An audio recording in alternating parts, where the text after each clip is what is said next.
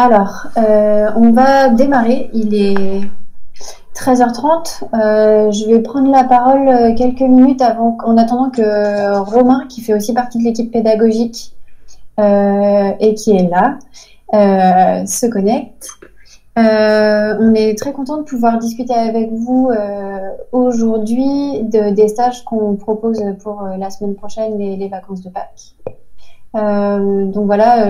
Je suis Marilyn, je fais partie de l'équipe pédagogique chez Magic Makers. On va parler des contenus de stages qu'on propose pour les stages à distance et des outils de visioconférence qu'on va utiliser. Et on essaiera de prendre un maximum de questions pour que toutes vos appréhensions ou toutes les questions que vous pouvez vous poser sur nos stages trouvent des réponses. N'hésitez pas, si vous voyez que vous avez des difficultés à communiquer ou à vous faire entendre, il y a le petit chat de Hangout qui vous permet de poser des questions. Romain va vous présenter pas mal de choses et moi je vais, pendant qu'il va parler, partager un peu mon écran pour vous montrer un petit peu, si vous connaissez pas les différentes technos dont on parle, vous montrer un petit peu à quoi est-ce que ça ressemble, comme ça vous ferez un peu le lien assez rapidement. Donc voilà. Déjà, merci beaucoup tout le monde d'être là et bon courage pour tous ceux qui sont à la maison avec les bouts de chou. C'est pas toujours facile. Nous, depuis 5 ans, on innove dans la manière dont on fait nos ateliers. On réfléchit beaucoup au format et jusqu'à présent, on faisait ça en présentiel en grande partie parce que une des choses auxquelles nous on croit fortement, c'est on va pas enseigner aux enfants de manière frontale, on va pas leur plaquer le savoir sur eux, et c'est eux qui vont apprendre et nous on va les accompagner dans l'apprentissage. Et dans cet accompagnement-là, pour nous, le rôle de l'animateur, le rôle d'une personne qui est là pour accompagner est crucial. C'est pour ça qu'on fait pas des cours suivez le tuto en ligne, mais qu'on fait des ateliers avec des animateurs. Du coup, là, avec ce qui se passe, on a l'occasion d'innover sur le format et de voir comment on peut continuer à apporter cet accompagnement-là à travers un format en ligne. C'est quelque chose qu'on pratique là maintenant depuis quelques semaines en hebdomadaire. Donc là, toutes les semaines, on a nos animateurs pour toutes les tranches d'âge qui font des ateliers avec des groupes de niveaux différents en ligne, sur notamment un outil qui s'appelle Zoom, dont on parlera un petit peu plus tard. Et là, du coup, ce que je vous propose là pour aujourd'hui, c'est que on brasse d'abord un peu les stages qu'on décide de maintenir là pendant la période de Pâques pour les primaires. Et ensuite, on parlera un petit peu des formats, donc du format en ligne, de ce qu'on va utiliser pour le format en ligne, et des formats temporels, du coup des stages à distance qui va un peu changer pour les petits. C'est-à-dire que d'habitude on fait 3 heures, là on va faire un peu moins. Et après on va ménager un temps pour les questions. Du coup, n'hésitez surtout pas à poser les questions. Du coup, on a 2 tranches d'âge au primaire. On a les CE1, CE2 et les CM1, CM2, qu'on appelle tendrement les tiny et les mini chez nous. Pour les CE1, CE2, ce qu'on va proposer là sur les vacances de Pâques, ça va être de faire du Scratch. Donc Scratch, je ne sais pas si tout le monde connaît, mais c'est un outil qui a été créé par le Media Lab du MIT, l'université américaine à Boston. Et c'est un peu l'outil de référence quand on parle d'aborder la programmation via la programmation visuelle. La programmation visuelle, comme vous pouvez le voir sur l'écran de Marilyn, c'est quand on juxtapose des blocs qui chacun représente une instruction donnée à l'ordinateur pour créer une séquence d'instructions, du coup un programme, qui va faire ce qu'on veut sur l'écran en haut à droite.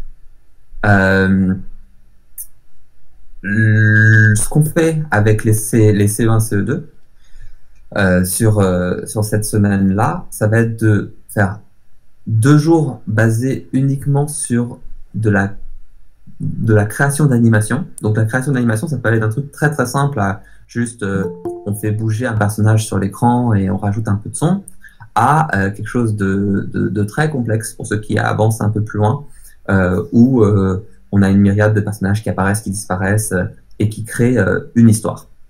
Du coup, ça va être le début du stage Scratch pour les CE1, CE2. Et la deuxième partie sera orientée autour de la création de jeux.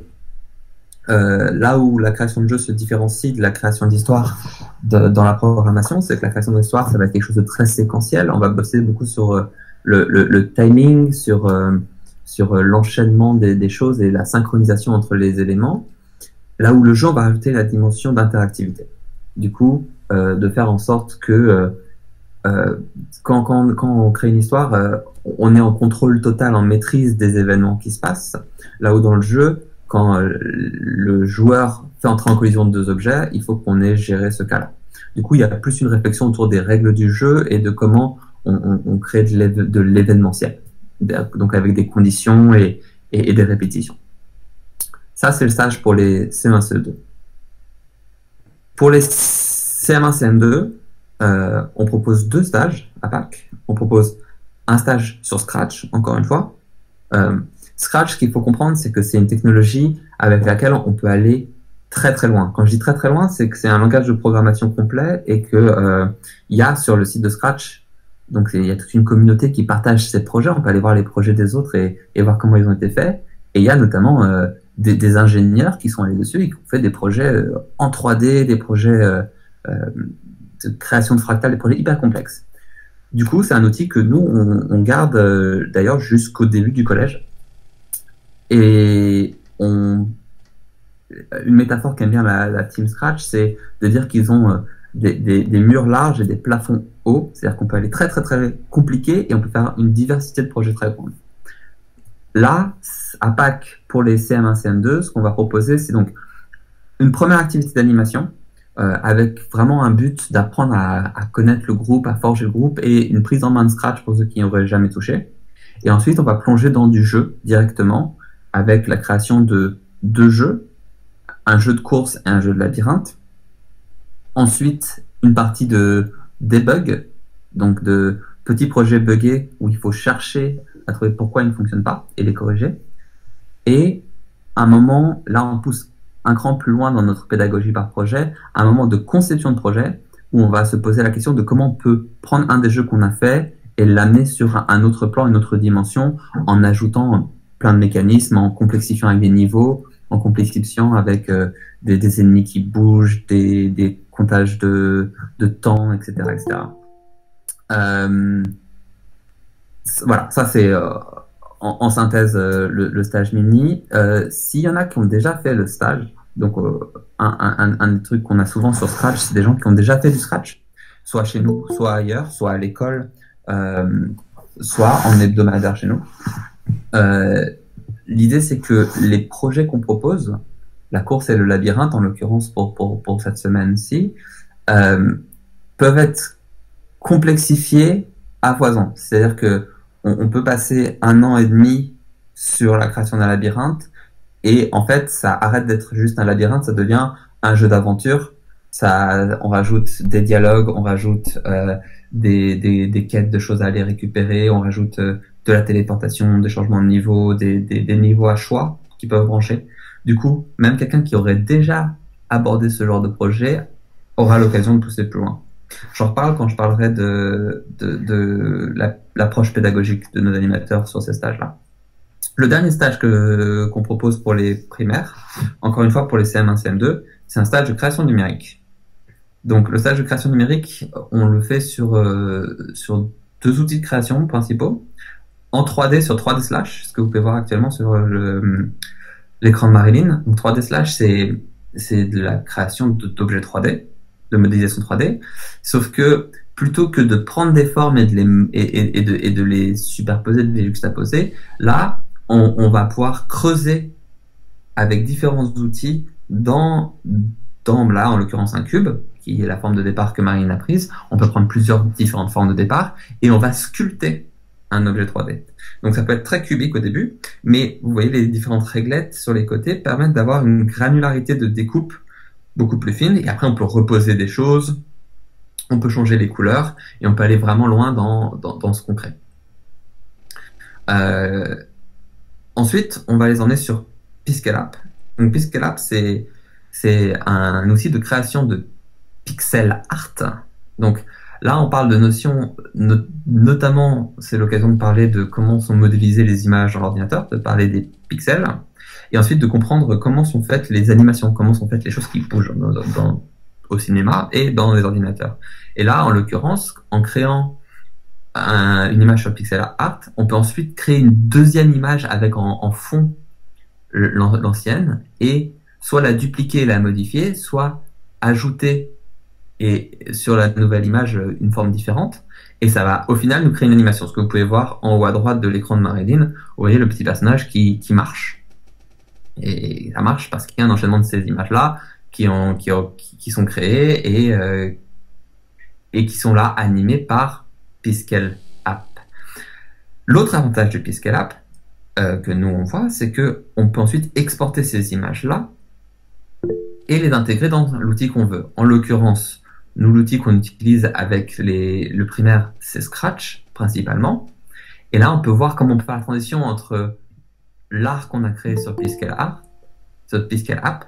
et son intégration dans Scratch. Quand on rajoute dans Scratch, quand on importe dans Scratch ces images-là, on obtient un ensemble de costumes, ce que Marilyn est en train de faire là avec l'image que vous avez vue. On obtient une série de costumes, et ensuite, on va se poser la question, donc là, on repasse sur de la programmation, on va se poser la question de comment est-ce qu'on va utiliser ces différents costumes pour les séquencer, soit statiquement, juste changer de costume et avoir un truc joli qui bouge. Ça va être le cas d'un élément de décor, on va vouloir que l'eau continue à couler, ou que on ait un effet de mouvement sur un personnage dans l'arrière-plan. Ou pour le personnage principal, je me pose la question, comment est-ce qu'on fait que quand j'appuie sur avancer, ils prennent cette animation-là et se mettent à bouger. Voilà. Ça, c'est en gros sur 5 jours, enfin sur 5 séances, ce qu'on compte faire avec les primaires en création numérique. Et du coup, on fait toute la chaîne de voir deux types de créations différentes, deux types de données différentes, et comment ensuite on utilise l'image dans Scratch et comment on la programme pour que ce soit pas juste une jolie image qu'on partage, mais que ce soit quelque chose qu'on puisse ensuite réutiliser. Ça se combine bien avec un stage Scratch notamment. Du coup, ça c'est pour les contenus. Le format maintenant. Pour les formats de stage en ligne, on va utiliser un outil qui s'appelle Zoom. Vous en avez peut-être sans doute beaucoup entendu parler. Les écoles s'y sont mises, beaucoup d'entreprises s'y sont mises aussi. Zoom, c'est un peu comme ce qu'on fait là en Hangout, sauf que ça présente des intérêts supplémentaires. On peut notamment créer des sous-groupes pour des makers qui travailleraient sur des projets ensemble, ou à qui on voudrait montrer une chose pendant que les autres travaillent de leur côté. Ça nous permet de partager l'écran assez facilement. Donc on peut même vous faire une démo avec Marilyn si on présente tous les deux nos écrans. Je pense si on présentait tous les deux nos écrans sur Hangout. Non, on peut pas. Non, on peut pas. En revanche, je peux présenter. Attends, je peux me connecter sur Zoom et je t'appelle sur Zoom. Ok, ça marche.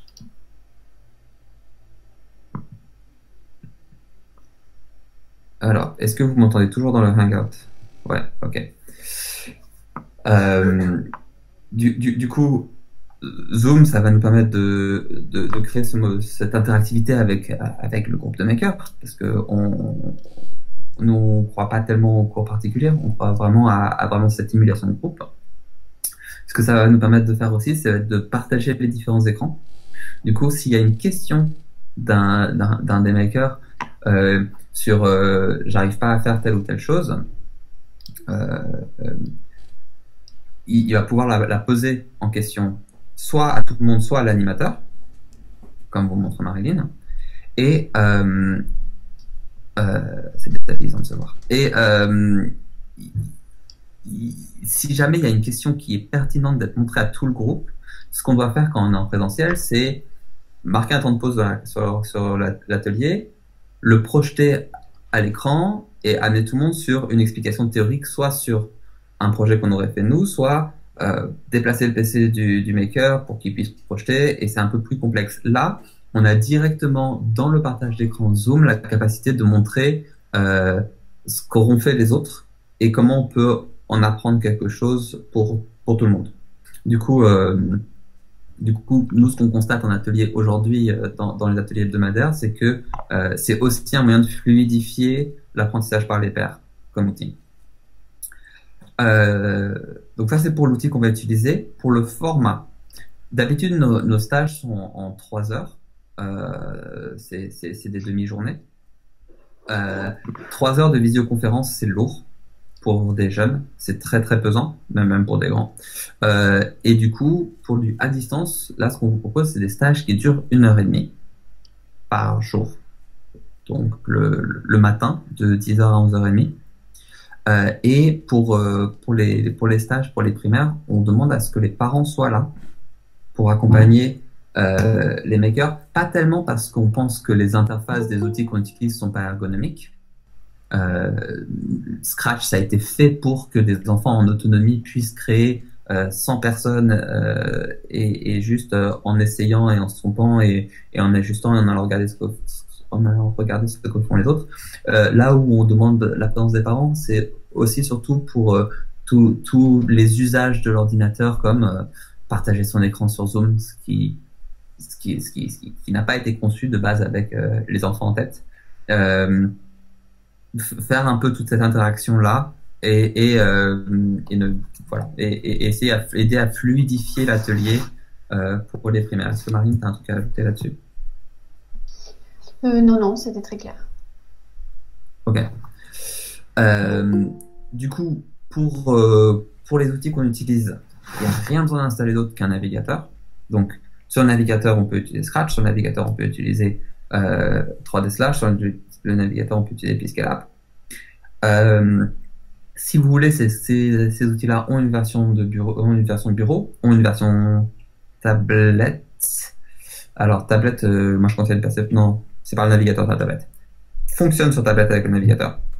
3D Slash, je suis pas sûr, mais Scratch et Piscalab, je suis sûr. Zoom, pareil, fonctionne sur le navigateur. On conseille Google Chrome. On a eu des soucis avec d'autres navigateurs, notamment pour ceux qui utilisent Mac. Utiliser le navigateur qui vient avec Mac, ça posait quelques soucis. Sinon, Zoom, ça s'installe. Il y a une petite app séparée. L'installation est pratique, notamment pour l'utilisation du chat et pour être sûr qu'il n'y a pas de soucis d'audio. Donc nous, on recommande ça. Si c'est pas une option, on peut toujours fonctionner à travers le navigateur. Sur les dates, et je vais peut-être finir avec ça, on propose des ateliers sur la semaine prochaine, la semaine du 6 au 10. Pour les CE1, CE2, on fait du 10h, 11h30. On a déjà plusieurs groupes qui sont remplis. On a plusieurs ateliers. Là, pour le coup, on n'a pas de contrainte. Un des avantages de l'atelier à distance, c'est qu'on n'a pas de contrainte de salle. Et du coup, ça va être en fonction du nombre d'animateurs qu'on va ouvrir les ateliers. Pour l'instant, on a déjà des groupes complets et on a des groupes qui sont en train de se remplir sur le matin en CE1, CE2. Sur la deuxième semaine, on fait aussi ça le matin. Ce qu'il faut savoir sur la deuxième semaine, c'est qu'on ne fait pas 5 demi-journées, mais on fait 4 demi-journées à cause du lundi de Pâques, où on ne peut pas faire travailler nos animateurs. Et du coup, on adapte nos contenus pour qu'ils fonctionnent sur 4 demi-journées. Pour les CM1, CM2, on va avoir aussi un stage Scratch le matin et le stage de création numérique l'après-midi. L'après-midi, c'est 14h, 15h30 si je dis pas de bêtises. Voilà, ça c'est la première semaine. Et la deuxième semaine, on inverse. On fait création numérique le matin, 10h, 11h30, et création sur Scratch l'après-midi, de 14h à 15h30. Et là, je commence à être à court de choses à dire, parce que j'ai oublié des choses, mais je pense que c'est un bon moment pour laisser la parole aux questions. Oui, tout à fait. Là, n'hésitez pas si vous avez la moindre question sur les aspects techniques, sur les aspects plutôt pédagogiques, n'hésitez pas. Regardez ça et on va vous envoyer une confirmation. Merci. Et du coup, on a eu une question sur le chat. Est-ce qu'on va faire des groupes spéciaux pour les ateliers qui sont en atelier hebdomadaire? Alors du coup, la réponse est non. En stage, même pendant toute l'année, généralement, les stages, on ne restreint pas les niveaux et l'expérience des enfants. Parce qu'on est convaincu que nos animateurs peuvent vraiment s'adapter aux enfants et à leurs besoins, sachant que les types de jeux aussi qu'on leur propose sont vraiment adaptables à l'infini. Là, on met un petit peu les types de jeux qu'on leur propose dans la semaine de stage sous des noms qui vous semblent peut-être très restreints, du type c'est le jeu de course, c'est le jeu de labyrinthe, etc. Mais finalement, en fait, un jeu de labyrinthe, ça reste un personnage qu'on déplace avec des flèches et qui collisionne des choses. À partir de ce moment-là, on peut tout inventer. Un labyrinthe, ça peut être aussi un jeu d'aventure type Zelda avec des changements d'écran, avec des inventaires, avec ce genre de choses. Et en fait, techniquement, du point de vue de l'algorithme, ça va super loin. Et du coup, on préfère garder une grande hétérogénéité de niveau parce que du coup, ça fait davantage d'échanges entre les enfants, ce qui ne veut pas dire qu'on impose le même niveau et le même rythme spécifiquement à tous. Oui, sachant que nos ateliers, ils sont limités à 10 enfants, j'ai vu la question passer sur le chat, et que nos animateurs sont déjà, même en atelier hebdomadaire, confrontés à une hétérogénéité de niveau. C'est-à-dire que dans un atelier CM1, CM2, on peut avoir un maker de CM1 qui vient d'arriver, c'est sa première année sur Scratch, et un enfant de CM2 qui a déjà fait 3 ans de Scratch avec nous, du coup qui a déjà plusieurs projets et une maîtrise de l'outil, qui a déjà peut-être vu certains des projets qu'on propose. Et nos animateurs sont du coup formés et sont confrontés chaque semaine dans leurs ateliers à cette hétérogénéité de niveau et à comment on peut faire pour à la fois profiter de la richesse que ça propose, c'est-à-dire qu'on va avoir ceux qui ont moins d'expérience qui vont poser des questions auxquelles n'ont pas forcément la réponse ceux qui ont plus d'expérience et qui vont peut-être questionner ceux qui ont plus d'expérience sur des points où qui sont pris pour acquis et du coup ils sont pas re-questionnés.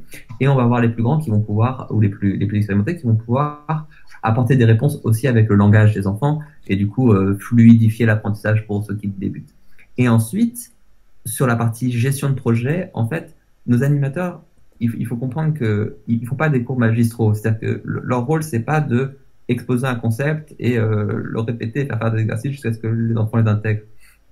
Ce qu'ils sont formés à faire surtout, c'est de la gestion de projet pour enfants. On peut voir ça comme ça. Et du coup, sur comment on accompagne un enfant qui débute pour qu'il puisse créer quelque chose dont il est fier avec les notions qu'il a à sa disposition et qu'il apprenne des choses en faisant ça, et comment accompagner ceux qui ont un peu plus d'expérience pour qu'ils puissent pousser plus loin. Et pousser plus loin, on a plusieurs axes. On peut soit complexifier un projet, rajouter plus d'éléments et voir comment ces éléments peuvent interagir ensemble.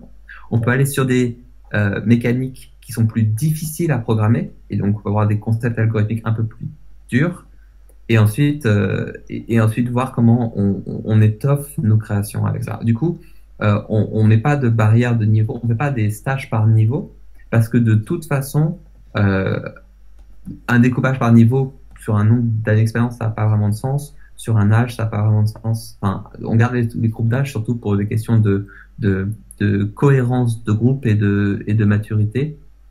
Et voilà. Je sais pas si ça répond aux questions. Et pour répondre aux autres questions, s'il y avait le moindre problème sur les inscriptions, n'hésitez pas à contacter le service client. Vous avez un numéro sur le site web. Ils sont totalement à votre disposition pour changer les inscriptions. Si vous aviez par exemple, vous étiez inscrit à un ancien stage, notamment un stage, je vois votre commentaire sur le stage en robotique, il n'y a aucun problème pour basculer les inscriptions. Donc ça, vous pouvez contacter le service client directement.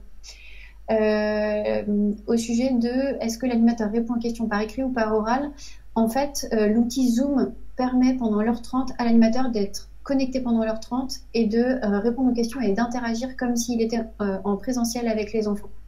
Donc l'outil Zoom en visioconf permet vraiment aux enfants de communiquer l'un avec l'autre et de communiquer avec l'animateur à l'oral. Ouais. Et il n'y a pas besoin d'avoir fait le stage CE1, CE2 pour faire le stage CM1, CM2, j'ai vu passer la question. Comme je disais là, on accueille les débutants à toutes les tranches d'âge et on accueille les expérimentés à toutes les tranches d'âge aussi. Et la question sur les amis, vous pouvez tout à fait pareil contacter le numéro que vous ont inscrit Julien et Jason qui est le numéro du service client. Il n'y a aucun problème pour essayer de mettre ensemble des amis.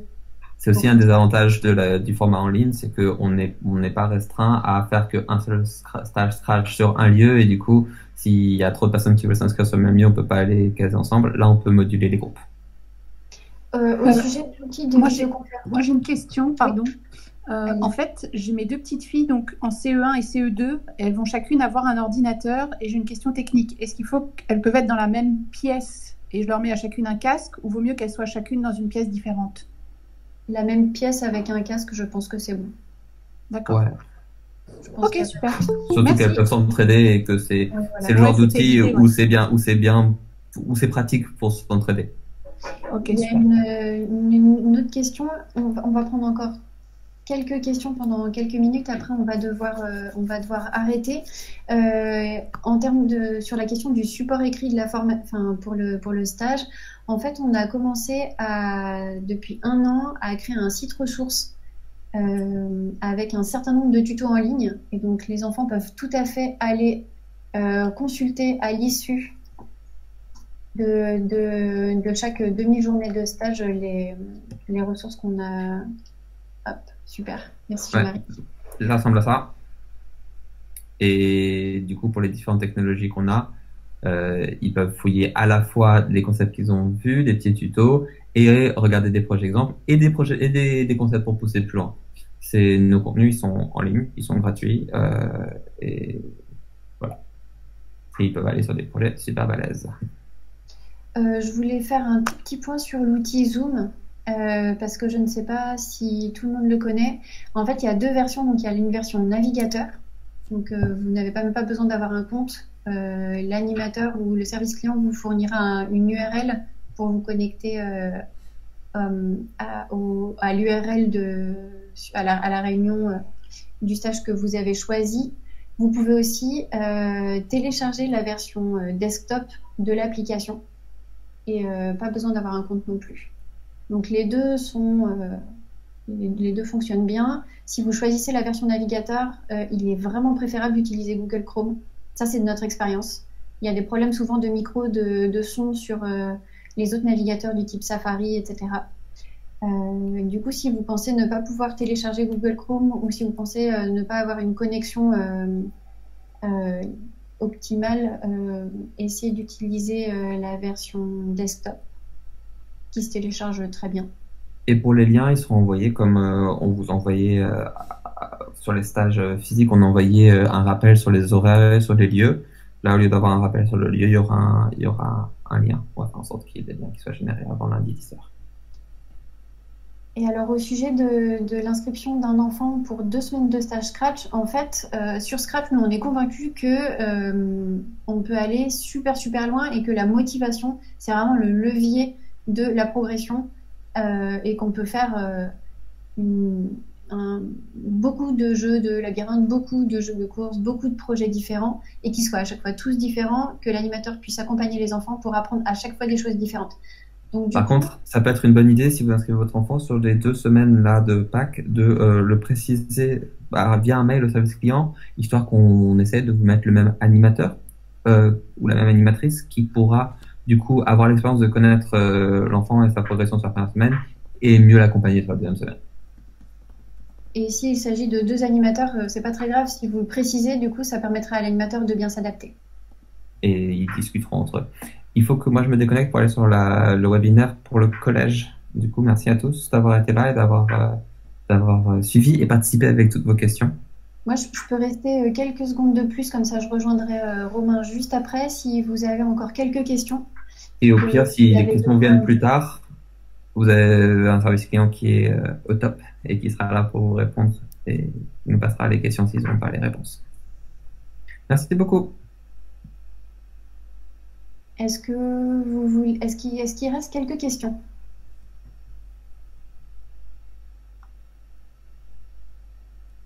Si tout est bon, écoutez, je vous remercie de votre présence, je vous remercie pour vos questions, et n'hésitez pas, le service client est vraiment, il vous attend.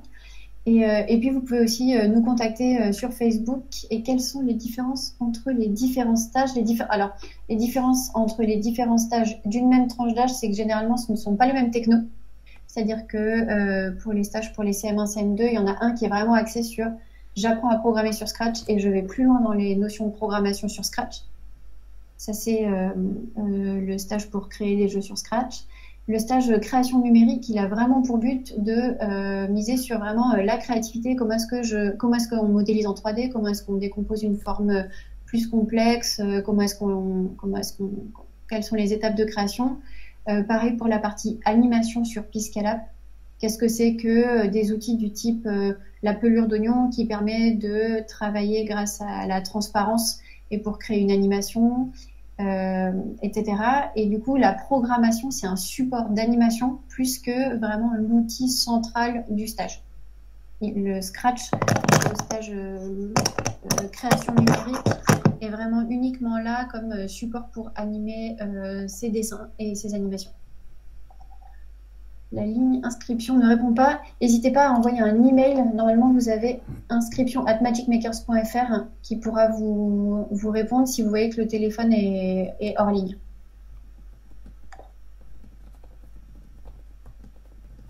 Est-ce qu'il reste quelques questions ?